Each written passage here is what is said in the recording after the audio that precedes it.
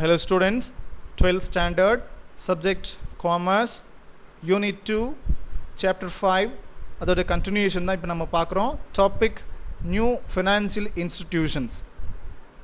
We already discussed about functions and importance of capital market and Indian capital market evolution and growth. இதை பற்றிலாம் நம்ம பார்த்தோம். Now we will discuss about new financial institutions, புதிய நிதி நிறுவனங்கள். So இதை பற்றின விஷயங்கள் தான் நம்ம இப்போ பார்க்க போகிறோம். And a number of institutions of finance have been established to cater to the credit requirements. இப்போ என்ன பண்ணுறாங்க, இப்போ நமக்கு கடன் தேவைப்படுது. ஸோ நிறைய வேரிய செக்மெண்ட்ஸுக்கு இண்டஸ்ட்ரீஸுக்கு அவங்களோட ஃபண்ட் நீடாக இருக்குது அப்படின்னு சொல்லி பார்த்தோன்னா என்ன பண்ணலாம், நம்ம ஒரு கிரெடிட் ஃபெசிலிட்டியை நாட முடியும். ஸோ இந்த எங்கே போய் நாட முடியும் அப்படின்னு சொல்லி பார்த்தோன்னா இந்த ஃபினான்ஷியல் இன்ஸ்டிடியூஷன்ஸ் தான் நம்ம என்ன பண்ண முடியும், அந்த ஃபெசிலிட்டியை நம்ம ரிசீவ் பண்ண முடியும். சரியா? a brief outline of these institutions is presented below. So இந்த மாதிரி நிறைய இன்ஸ்டிடியூஷன்ஸ் இருக்குது, புதுசாக நிறைய வந்து ஃபினான்ஷியல் இன்ஸ்டிடியூஷன்ஸ் வந்துருக்கு. ஸோ அதை பற்றி ஒவ்வொன்றா நம்ம பார்க்க போகிறோம். First one, venture fund institutions. இந்த வெஞ்சர் ஃபண்ட் இன்ஸ்டிடியூஷன்ஸ்னால் என்ன, துணிகர நிதி நிறுவனம் அப்படிங்கிற ஒரு விஷயத்தை கொண்டு வர்றாங்க. ஸோ அதில் venture capital financing is a form of equity financing. என்ன பண்ணுறாங்க, இந்த வெஞ்சர் கேபிட்டல் அப்படிங்கிறது என்னது, ஈக்விட்டி ஃபினான்சிங் ஃபெசிலிட்டிஸை கொண்டு வர்றாங்க. ஈக்விட்டி ஃபினான்ஸ் என்னது, ஒரு ஓனர்ஷிப்னு சொல்லியிருக்கோம். ஆல்ரெடி என்னது ஈக்விட்டினா என்ன சொல்லியிருக்கோம், ஒரு ஓனர்ஷிப். அதாவது அவங்க என்ன பண்ணுறாங்க, நம்ம கம்பெனியில் இன்வெஸ்ட்மெண்ட் பண்ணுறாங்க. ஸோ இப்போ லைக் ஒரு 10,000 rupees இன்வெஸ்ட்மெண்ட் பண்ணுறாங்கன்னா அதுக்கு என்ன பண்ணுறாங்க, அவங்க ஓனராக இருக்காங்க. சரியா?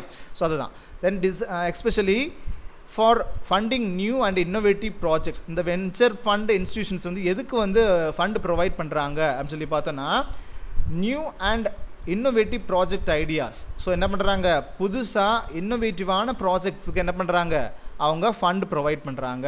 ஸோ வெஞ்சர் ஃபண்ட் கேபிட்டல் வந்து வெஞ்சர் கேபிட்டல் ஃபண்ட்ஸ் வந்து எதுக்கு bring into force the high technology projects. எதுக்காக இந்த வெஞ்சர் கேபிட்டல் வந்து ஃபண்ட்ஸ் வந்து ப்ரொவைட் பண்ணுறாங்க அப்படின்னு சொல்லி பார்த்தோன்னா, நியூ இன்னோவேட்டிவ் ப்ராஜெக்ட் ஐடியாவுக்காகவும் அண்ட் நியூ ஹை டெக்னாலஜிக்கல் ப்ராஜெக்ட்ஸுக்காகவும். ஸோ அதிக நல்ல ஒரு ஹை டெக்னாலஜிக்கல் ஒரு விஷயங்களை வந்து யூஸ் பண்ணக்கூடிய அந்த ப்ராஜெக்ட்ஸுக்கு என்ன பண்ணுறாங்க, இவங்க ஃபண்ட் ப்ரொவைட் பண்ணுறாங்க. Which are converted into commercial production. So எதுக்காக, கமர்ஷியல் ப்ரொடக்ஷனுக்காக, வியாபார விஷயங்களுக்காக.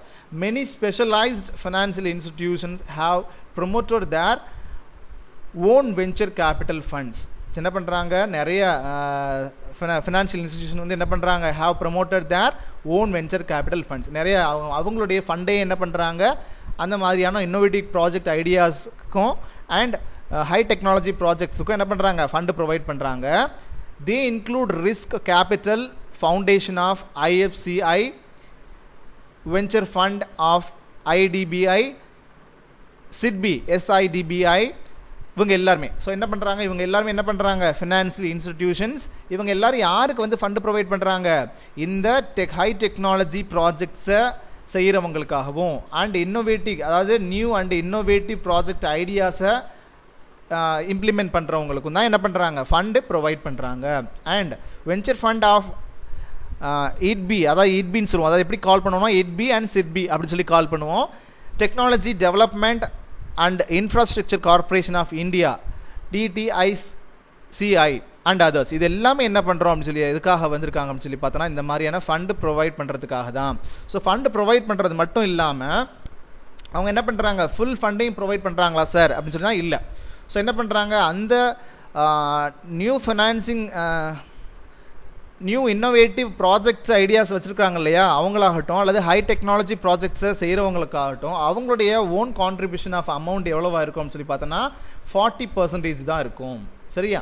40% ஆஃப் அமௌண்ட் தான் என்ன பண்ணுவாங்க, கேபிட்டலை வந்து அவங்க ப்ரொவைட் பண்ணுவாங்க. யார், இந்த ப்ராஜெக்டை செய்கிறவங்க, சரியா, உருவாக்குனவங்க. அண்ட் இன்னும் ரிமைனிங் 60% இருக்கு இல்லையா, அந்த 60% யார் அந்த ஃபண்டை வந்து ப்ரொவைட் பண்ணுவாங்க அப்படின்னு சொல்லி பார்த்தோன்னா, இந்த மாதிரியான ஃபினான்ஷியல் இன்ஸ்டிடியூஷன்ஸ் தான் என்ன பண்ணுவாங்க, அந்த ஃபண்டை ப்ரொவைட் பண்ணுவாங்க. IFCI, IDBI, SIDBI and TTICI அப்படி இவங்கெல்லாம் என்ன பண்ணுவாங்க, அதுக்கு தேவையான ஃபண்டை ப்ரொவைட் பண்ணுவாங்க.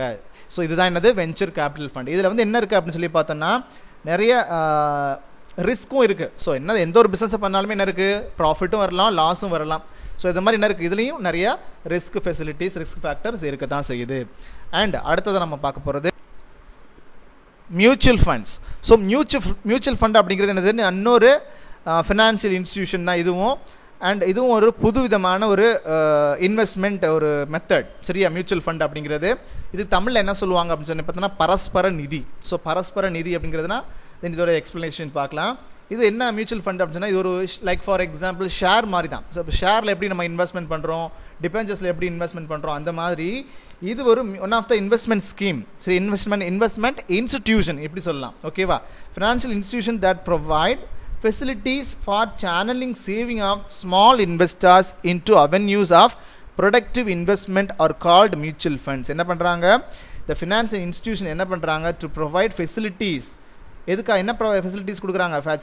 Channelling saving of small investors. So இப்போ நம்ம இன்வெஸ்டர்ஸ் இருக்காங்க இல்லையா, லைக் ஃபார் எக்ஸாம்பிள் நான் வந்து என்ன பண்ணிட்டு இருக்கேன், லைக் நான் சேமிப்பாக செய்யணும்னு நினைக்கிறேன். அந்த சேமிப்பு என்ன பண்ணுறேன், லைக் ஃபார் ஒரு 1 lakh என்கிட்ட கையில் அமௌண்ட் இருக்குது. ஸோ அந்த 1 lakh என்ன பண்ணணும், கையில் வச்சுட்டு இருந்தால் நமக்கு ஏதாவது ஒரு பிரயோஜனம் இருக்கானா? இல்லை. ஸோ அதை என்ன பண்ணணும், அதை பயன்படுத்தணும். யூஸ் பண்ணும்போது அந்த யூஸ் பண்ணுறது எதில் யூஸ் பண்ணுறோம்? ஸோ இந்த மாதிரியான மியூச்சுவல் ஃபண்ட், இந்த மாதிரியான ஸ்கீம்ஸில் நம்ம இன்வெஸ்ட்மெண்ட் பண்ணும்போது, இந்த மாதிரி சிஸ்டமில் இன்வெஸ்ட்மெண்ட் பண்ணும்போது நமக்கு என்ன கிடைக்கும், அதில் ஒரு கெயின் கிடைக்கும், சரியா? ஸோ அப்படி தான் என்ன பண்ணுறாங்க, இந்த மாதிரியான ஸ்கீம்ஸை கொண்டு வந்திருக்கிறாங்க. அண்ட் இதை எப்படி சொல்கிறாங்க அப்படின்னு சொல்லி பார்த்தோன்னா இன்வெஸ்ட்மெண்ட் அவென்யூஸ்ன்னு சொல்கிறாங்க. இந்த மியூச்சுவல் ஃபண்ட்ஸ் என்னது, இன்வெஸ்ட்மெண்ட் அவென்யூஸ். ஒவ்வொன்றுமே என்ன தான், இன்வெஸ்ட்மெண்ட் அவென்யூஸ் தான். And a mutual fund company invests the funds pooled from shareholders and gives them the benefit of diversified investment portfolio and reasonable return. என்ன எதுக்காக பண்ணுறாங்க, இந்த மாதிரி கலெக்ட் பண்ணுறாங்க. ஸோ மியூச்சுவல் ஃபண்ட் அப்படிங்கிற ஒரு நிறுவனம் என்ன பண்ணுறாங்க, கலெக்ட் பண்ணுறாங்க. மற்றவங்ககிட்டேருந்து ஸ்மால் சேவர்ஸ் இருக்காங்க இல்லையா, ஸோ இன்வெஸ்டர்ஸ் இருக்காங்க இல்லையா, அவங்ககிட்டேருந்து என்ன பண்ணுறாங்க, மணியை ஃபுல்லாக கலெக்ட் பண்ணுறாங்க. பூல்டுனா என்னதுன்னா கலெக்ட் பண்ணுறதுன்னு அர்த்தம், சரியா?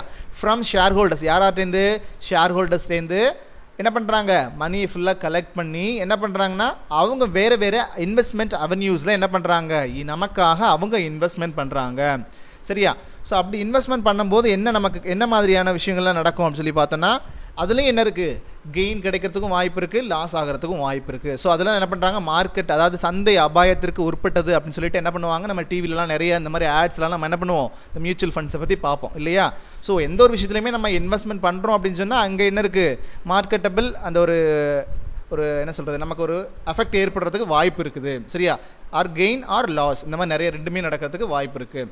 ஸோ அடுத்ததாக specialised financial institution like LIC and UTI. So இதெல்லாமே ஃபினான்ஷியல் இதெல்லாம் என்ன பண்ணுறாங்கன்னா மியூச்சுவல் ஃபண்ட்ஸை வந்து என்ன பண்ணுறாங்க, இங்கே இவங்கெல்லாம் எடுத்துகிட்டு செஞ்சுட்ருக்காங்க. யார் எல்ஐசி ஆகட்டும், யூடிஐ ஆகட்டும், unit trust of India. So இவங்க எல்லாருமே என்ன பண்ணுறாங்க, மியூச்சுவல் ஃபண்ட்ஸை இவங்க எடுத்துகிட்டு இவங்க செஞ்சுட்ருக்குறாங்க. And beside commercial banks such as SBI and Canara Bank are carrying out the business of mutual funds. என்ன பண்ணுறாங்க, அவங்க மட்டும் இல்லாமல் State Bank of India and Canara bank இவங்களும் என்ன பண்ணிட்டு இருக்காங்க, இந்த மாதிரியான பிஸ்னஸ் எடுத்து என்ன பண்ணிட்டு இருக்காங்க, செஞ்சுட்டு இருக்காங்க மியூச்சுவல் ஃபண்ட்ஸை. The benefits of mutual fund are high return. என்ன பண்ணலாம், மியூச்சுவல் ஃபண்ட்ஸை இன்வெஸ்ட் பண்ணோம் அப்படின்னு சொன்னால் என்ன கிடைக்கும், நமக்கு ஹை ரிட்டர்ன் கிடைக்கிறதுக்கு நிறைய வாய்ப்புகள் இருக்குது. ஸோ அதே மாதிரி லாஸ் ஏற்படுறதுக்கும் வாய்ப்பு இருக்குது. ஸோ நான் ரெண்டுமே நெகட்டிவ் அண்ட் பாசிட்டிவ் ரெண்டுமே நம்ம பார்க்கணும். Easy liquidity, safety and tax benefits. அது மட்டும் இல்லாமல் என்ன இருக்குது, இந்த மியூச்சுவல் ஃபண்ட்ஸில் இன்வெஸ்ட்மெண்ட் பண்ணுறதுனால நமக்கு என்ன இருக்குது, ஈஸி லிக்விடிட்டி பண்ண முடியும். ஸோ எப்போ நமக்கு அமௌண்ட் தேவைப்படுதோ அப்போ நம்ம என்ன பண்ண முடியும், நம்ம ஈஸியாக அதை அடுத்தவங்கக்கிட்ட அவங்க சேல்ஸ் பண்ணிவிட்டு நம்மளால் என்ன பண்ண முடியும், ஈஸியாக என்கேஷ் பண்ண முடியும், சரியா? சேஃப்டி அண்ட் அது மட்டும் இல்லாமல் ரொம்ப சேஃப்டி திங் கூட. நம்ம ஒரு கையில் வச்சுருக்கோம் மணி அப்படின்னு சொன்னால் நமக்கு சேஃப்டி இல்லை. அதுவே நம்ம இன்வெஸ்ட்மெண்ட் அவென்யூஸில் நம்ம இன்வெஸ்ட் பண்ணிட்டோம் அப்படின்னு சொன்னால் நமக்கு என்ன இருக்குது, ஒரு சேஃப்டி கிடைக்குது அண்ட் டேக்ஸ் பெனிஃபிட்ஸ். இந்த மாதிரியான மியூச்சுவல் ஃபண்ட்ஸில் அல்லது இந்த மாதிரி வெஞ்சர் ஃபண்ட் இன்ஸ்டிடியூஷன்ஸில் இந்த மாதிரி நிறைய நம்ம இன்வெஸ்ட்மெண்ட் பண்ணும்போது நமக்கு என்ன கிடைக்குது, பெனிஃபிட், டேக்ஸ் பெனிஃபிட் கிடைக்குது டு த இன்வெஸ்டர்ஸ். யாருக்கு, அந்த இன்வெஸ்டர்ஸ்க்கு. அடுத்ததாக பார்க்க போகிறது ஃபேக்டரிங் இன்ஸ்டிடியூஷன்ஸ். ஃபேக்டரிங் இன்ஸ்டிடியூஷன்ஸ்னால் ஏட்டுக்கடன் தரகு முகமை நிறுவனங்கள் அப்படின்னு சொல்லி சொல்கிறாங்க தமிழில். ஸோ ஃபேக்டரிங் இன்ஸ்டிடியூஷன்ஸ்னால் பார்க்கலாம். Factoring is an arrangement whereby a financial institution provides financial accommodation on the basis of assignment, sale of account receivables.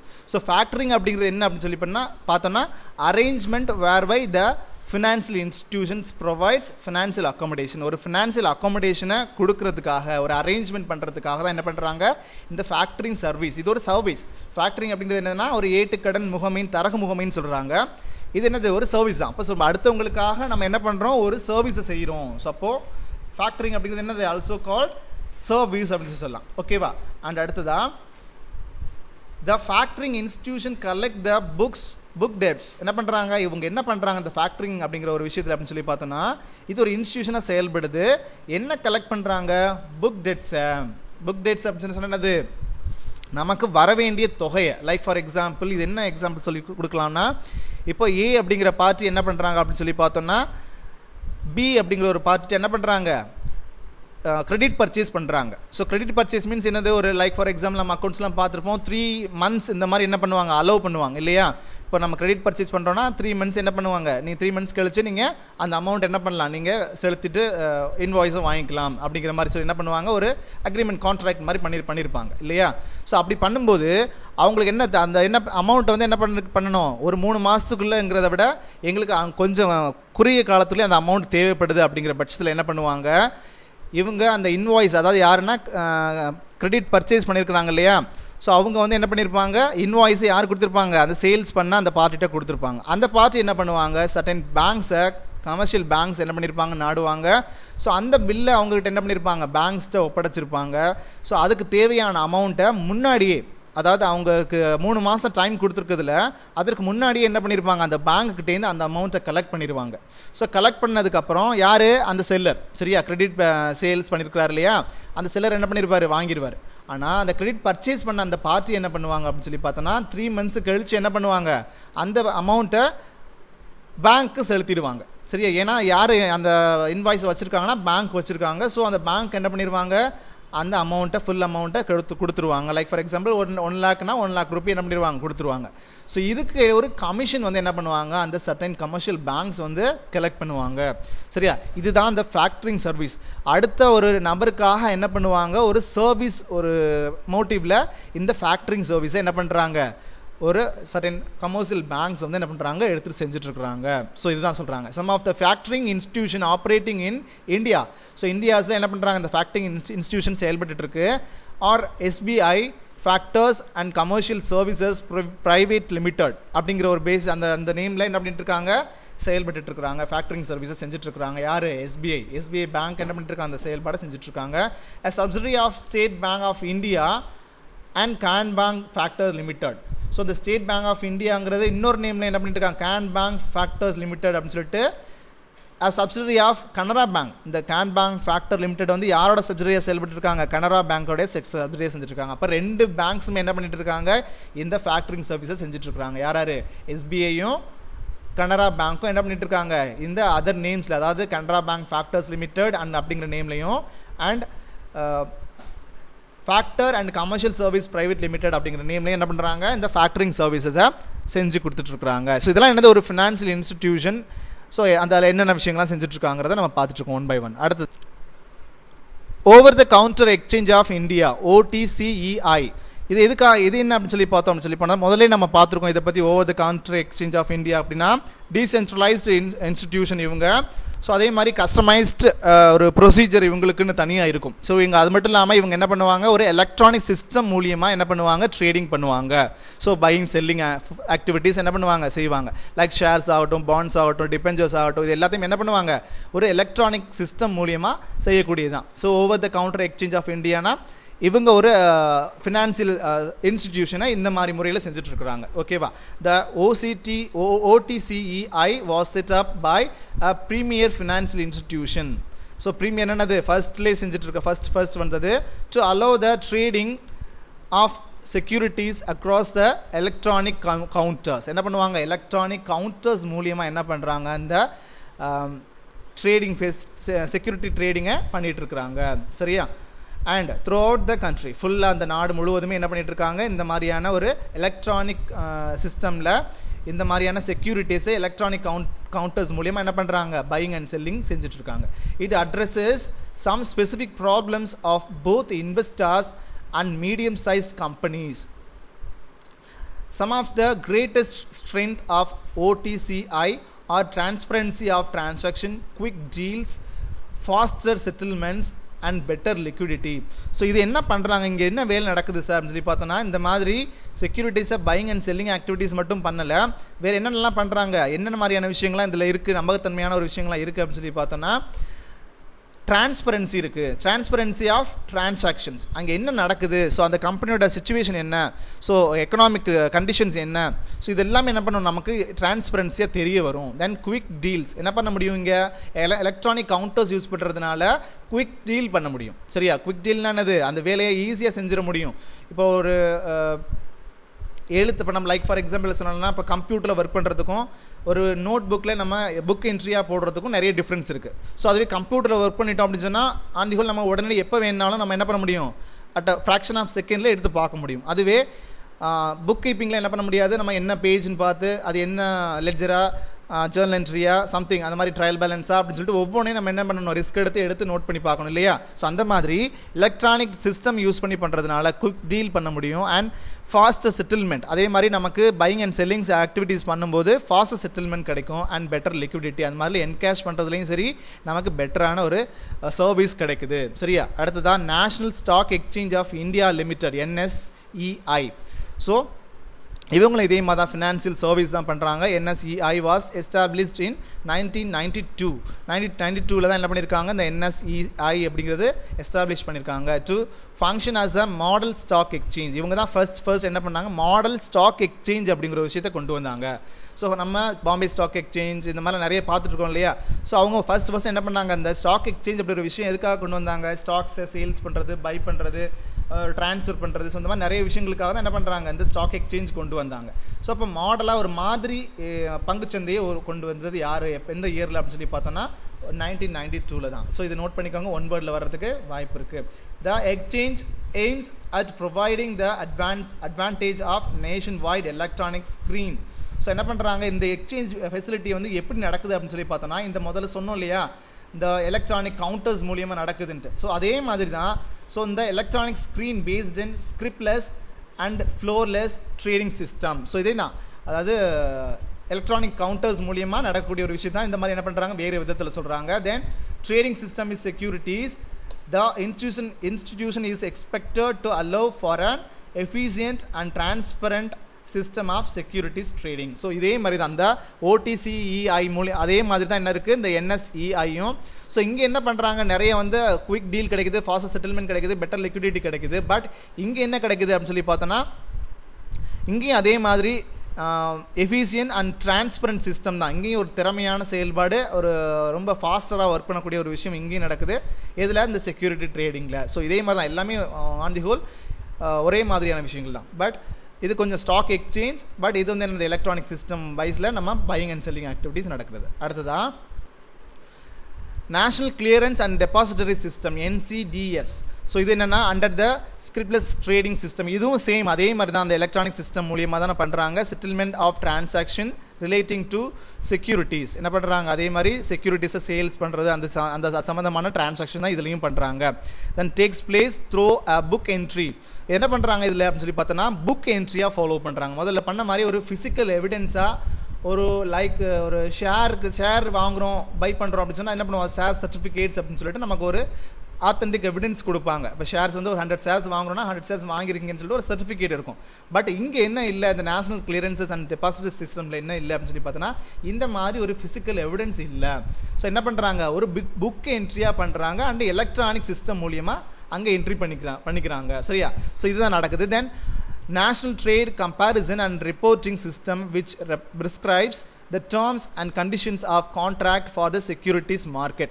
So இது என்ன பண்ணுறாங்க, இவங்க கம்பேரிசன் பண்ணுறாங்க எதை பற்றி, reporting system which prescribes the terms and conditions. என்ன இதில் என்ன இருக்கக்கூடிய ரூல்ஸ் அண்ட் ரெகுலேஷன்ஸை எல்லாத்தையும் என்ன பண்ணுறாங்க, இந்த கான்ட்ராக்டில், அதாவது கான்ட்ராக்ட் மீன்ஸ் இந்த பையிங் செல்லிங் ஆக்டிவிட்டிஸ் இருக்கக்கூடிய கான்ட்ராக்ட் இருக்கு இல்லையா, அதை செக்யூரிட்டிஸ் மார்க்கெட்டில் என்னென்ன மாதிரியான டேர்ம்ஸ் அண்ட் கண்டிஷன்ஸ் வந்து இருக்குது அப்படிங்கிறத என்ன பண்ணுறாங்க, இவங்க தெளிவுபடுத்துகிறாங்க. அண்ட்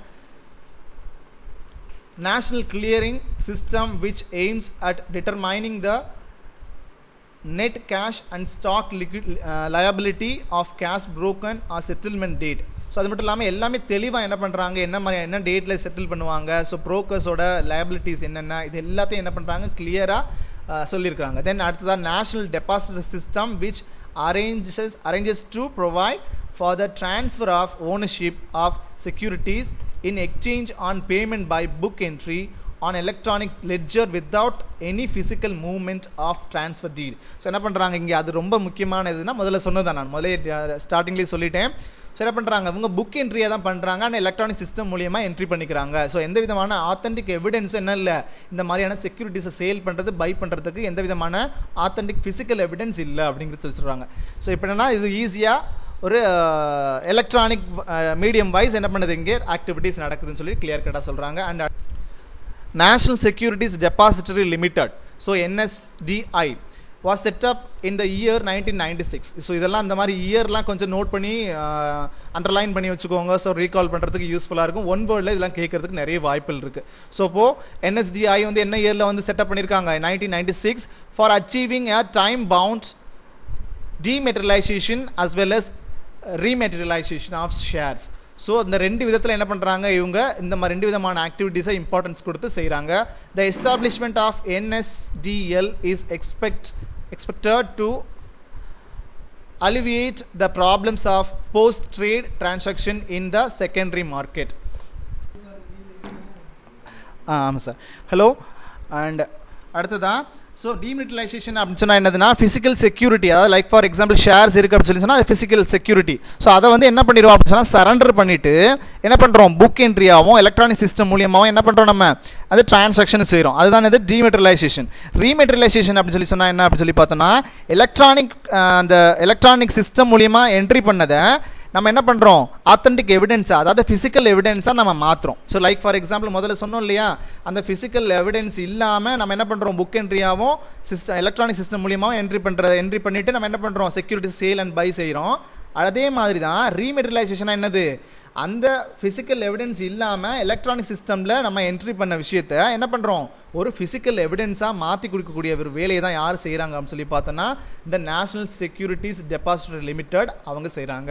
ஸோ இது எந்த இயரில் கொண்டு வந்திருக்காங்க 1996 கொண்டு வந்திருக்காங்க. அண்ட் அடுத்ததாக 8th one stock holding corporation of India limited SHCCIL. So stock holding corporation of India limited aims at serving as a central securities depository in the respect of transaction on stock exchange. இவங்க வந்து ஒரு board மாதிரி செயல்படுறாங்க. எதில் அப்படின்னு சொல்லி பார்த்தோன்னா இந்த ஸ்டாக் ஹோல்டிங் அப்படிங்கிறதுல. ஸோ ஸ்டாக் ஹோல்டிங் ஆனது அந்த ஒரு பங்குகளை வந்து வச்சிருக்கிறதாகட்டும். ஸோ இந்த மாதிரி நிறைய அவங்க வந்து என்ன பண்ணுவாங்க மொத்தமாக பை பண்ணி மொத்தமாக ஹோல்ட் பண்ணி வச்சுருப்பாங்க. ஸோ அந்த ஒரு போர்டு வேலையை தான் என்ன பண்ணுறாங்க இவங்க stock holding corporation of India limited வந்து செய்கிறாங்க. சரியா, அடுத்ததான் foreign exchange market. So foreign exchange market abets the foreign exchange trading. So foreign exchange trading தான் பண்ணுறோம். It is the largest most liquid market in the world with an average traded value of more than $5 trillion per day. So இந்த foreign exchange trading வந்து எந்த அளவுக்கு நடந்துகிட்ருக்கு per day அப்படின்னு சொல்லி பார்த்தோன்னா $5 trillion per day. ஸோ ஒரு நாளைக்கு என்ன பண்ணுறாங்க $5 trillion வரைக்கும் நம்ம என்ன பண்ணுறாங்க இந்த ஃபாரின் எக்ஸ்சேஞ்ச் ட்ரேடிங்கில் ஒவ்வொரு நாளும் பண்ணிகிட்ருக்குறாங்க அப்படின்னு சொல்லி சொல்கிறாங்க. It includes all of the currencies in the world and any individual company or country can participate in it. யாரெல்லாம் இதில் பார்ட்டிசிபேட் பண்ணலாம் சார் அப்படின்னு சொல்லி பார்த்தோன்னா ஒவ்வொரு தனிநபரும் இண்டிவிஜுவலும் பண்ணலாம், அண்ட் கம்பெனி ஒரு நிறுவனம் பண்ணலாம், அண்ட் கண்ட்ரி ஒரு ஹோல் கண்ட்ரியும் கூட என்ன பண்ண முடியும் இந்த ஃபாரின் எக்ஸ்சேஞ்ச் ஆக்டிவிட்டீஸ் பண்ண முடியும். Can participate in it. இவங்க எல்லாருமே என்ன பண்ண முடியும் இந்த ஃபாரின் எக்ஸ்சேஞ்ச் மார்க்கெட்டில் ஒரு பார்ட்டிசிபெண்ட்டாக இன்வால்வ் ஆக முடியும். ஸோ அதான் ஃபாரின் எக்ஸ்சேஞ்ச் மார்க்கெட்னு சொல்கிறாங்க. எதுக்காக சார் அப்படி பண்ணுறாங்க அப்படின்னு சொல்லி பார்த்தோன்னா இன்வெஸ்ட்மெண்ட்ஸ்க்காக தான். இன்வெஸ்ட்மெண்ட் பண்ணி என்ன பண்ணுறோம் நம்ம அதிலேருந்து நம்ம கெயின் பண்ணுறதுக்காக. ஸோ அடுத்ததாக அண்ட் தென் ஃபர்தராக கமாடிட்டி மார்க்கெட் அப்படின்னு சொல்லி சொன்னால் பண்டக சந்தை அப்படின்னு சொல்லி சொல்லுவோம் தமிழில்.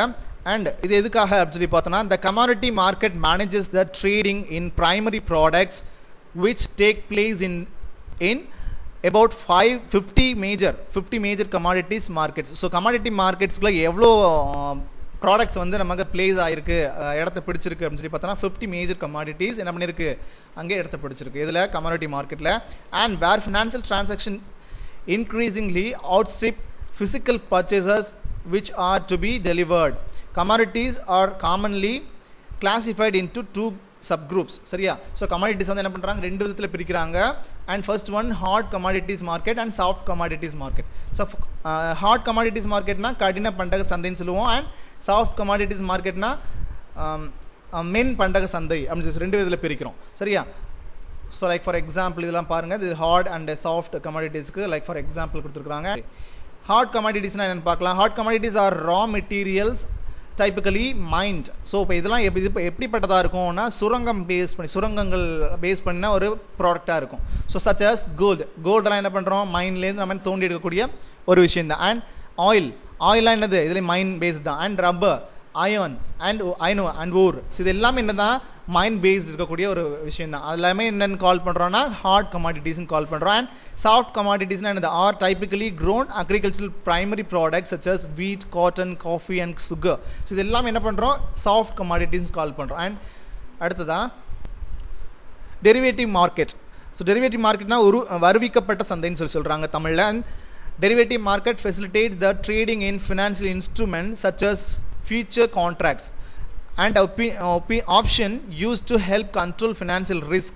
The instrument derive their value mostly from the value of an underlying asset that can come in many forms: stocks, bonds, commodities, currencies or mortgages. So derivative market la என்ன பண்றாங்க, நிறைய விஷயங்கள் என்ன பண்ணிட்டு இருக்காங்க, நம்ம underlying assets and can some main forms la என்ன பண்ணிட்டு இருக்காங்க, நமக்கு இந்த இன்ஸ்ட்ருமெண்ட்ஸை கண்ட்ரோல் பண்ணிட்டு இருக்காங்க. அதில் வரக்கூடிய ஃபினான்ஷியல் ரிஸ்க் எல்லாம் என்ன பண்ணிட்டு இருக்காங்க இவங்க, நம்ம எதுன்னு சொல்லிட்டு சுட்டி காட்டிட்டு இருக்காங்க. அண்ட் அடுத்ததான் இதுக்கு ஒரு எக்ஸாம்பிள் சொல்கிறாங்க. டெரிவேட்டிவ்ஸ், அதாவது சம்திங் ஒரு சுகர் கேன் உற்பத்தி பண்ணுற ஒருத்தவங்க இருக்காங்க அப்படின்னு சொல்லி சொன்னால் அவங்கள்ட்ட ஒரு ஃபியூச்சர் கான்ட்ராக்ட் போட்டுறது. லைக் ஃபார் எக்ஸாம்பிள் இங்கே கொடுத்துருக்காங்க பாருங்கள்.